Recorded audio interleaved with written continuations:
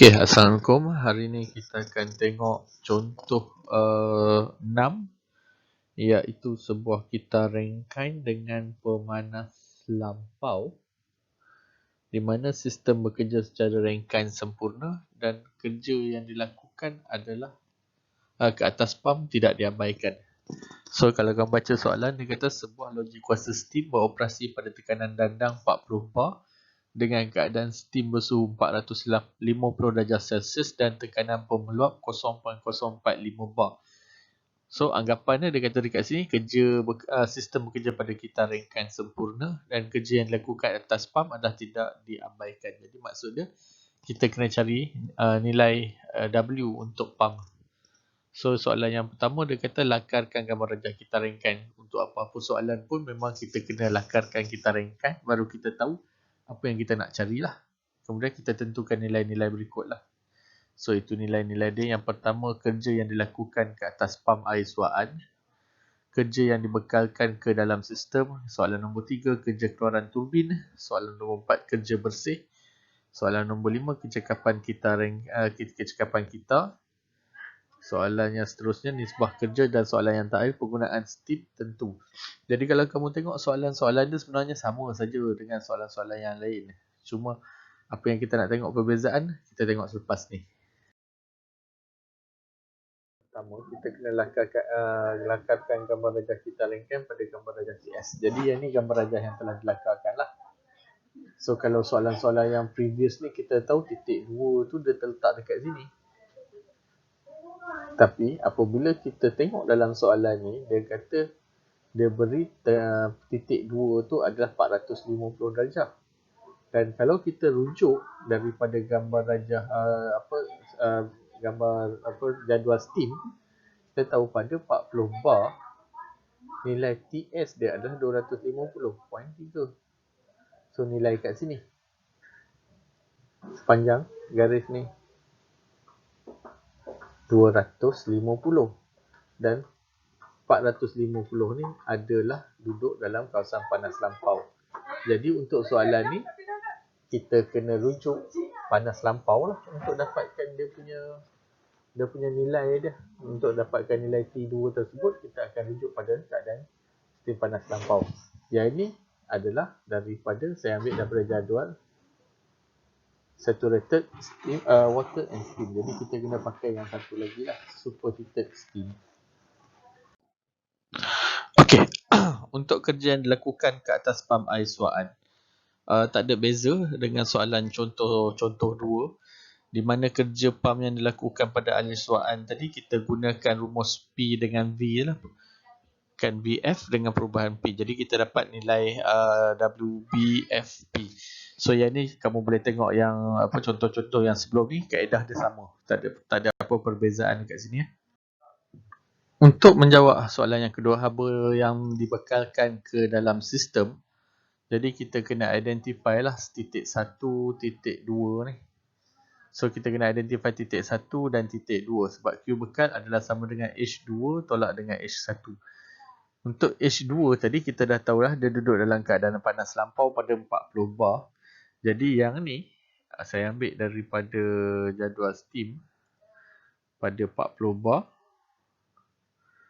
Jadi dia punya suhu 250 darjah, 450 darjah adalah sama dengan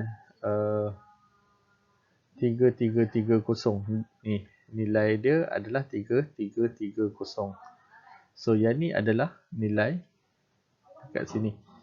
So saya ambil daripada 40 bar, T sama dengan 450 darjah dalam superheated.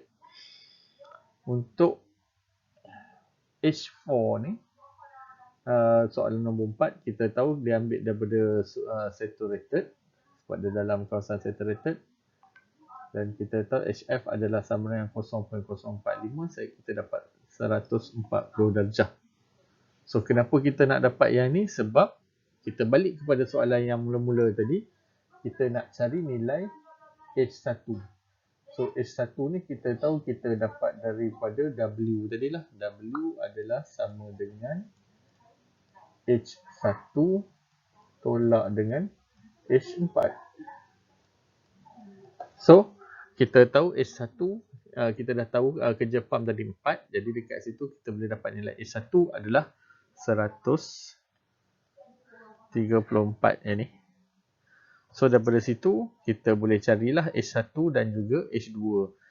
So, apabila kita masuk dalam rumus Q bekalan, kita dapat 3330 tolak 134 dan Q bekal adalah sama dengan 316. So, kita dah dapatlah kat sini, kita boleh kata H1 adalah sama dengan 134, H2 sama dengan 3330 kJ per kilogram dan H4 140. So, nanti kita akan carilah nilai H3 untuk kita selesaikan soalan yang berikutnya. Okey, untuk kerja keluaran turbin, W turbin, kita katakan dia adalah sama dengan kerja kasar lah. Jadi dalam kes ni disebabkan oleh rengkan kita punya kita rengkan sempurna. Jadi kita akan ambil nilai entalpi pada H2 dan juga H3. Jadi tadi kita dah dapat nilai H2. So sekarang ni apa yang kita nak adalah kita nak identifykan H3 ni lah. Jadi H3 ni dia duduk di dalam garis steam basah. Dalam garis fasa dan dalam keadaan steam basah. Jadi untuk identify S2 ni, nilai entalpi 3 ni kita kena tahulah nilai S3. Jadi kita dapat nilai S3 daripada ni lah, nilai sentropi. S2 adalah sama dengan S3 adalah sama dengan S pada 40 bar steam panas lampau, iaitu sama dengan 6.935. Jadi nilai ni saya peroleh daripada superheated 40 bar ni. Kan, kemudian kita tengok nilai S dia. So kalau SG dia adalah sama dengan 6.070.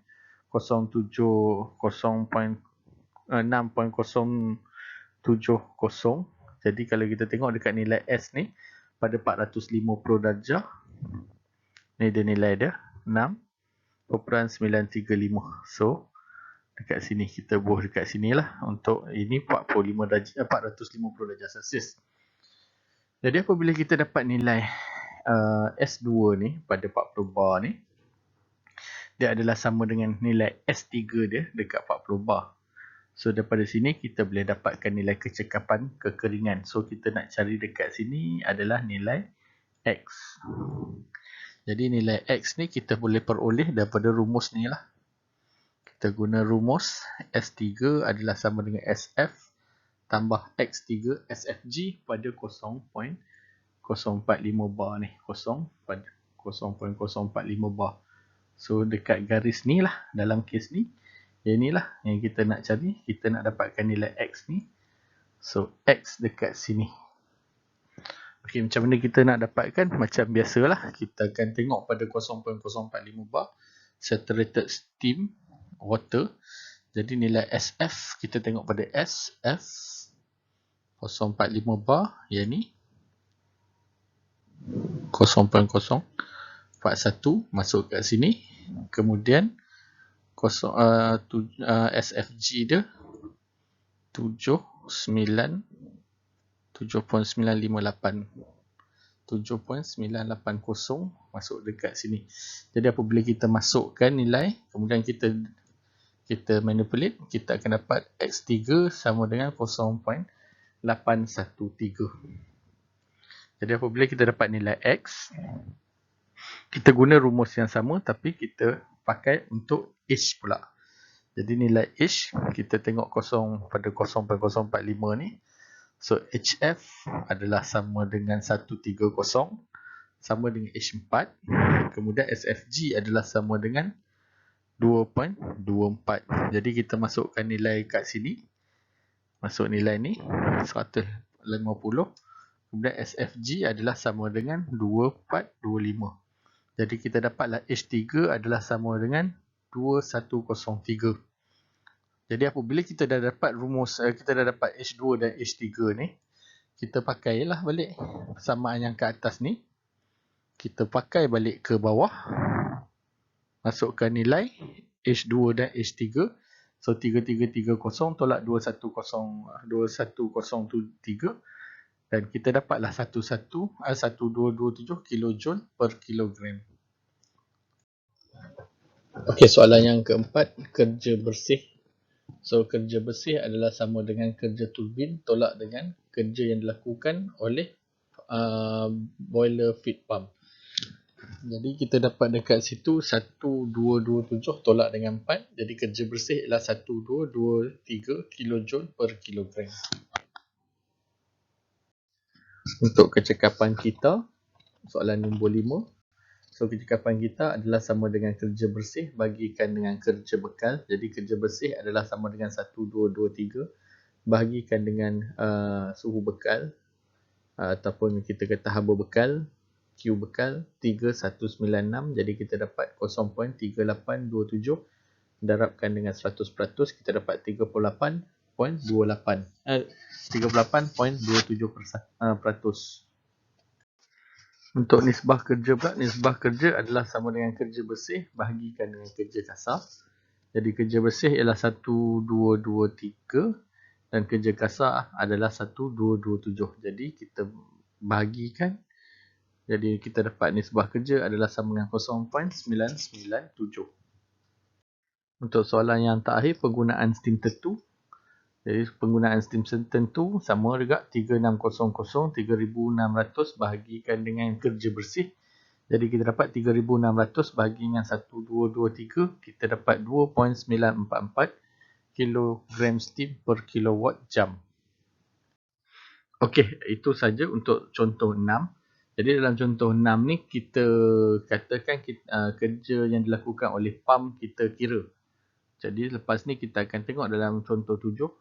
Kalau dalam contoh 7, kerja pump kita akan abaikan. So saya harap kamu semua boleh sambung ke contoh yang ke-7. Sekian, terima kasih.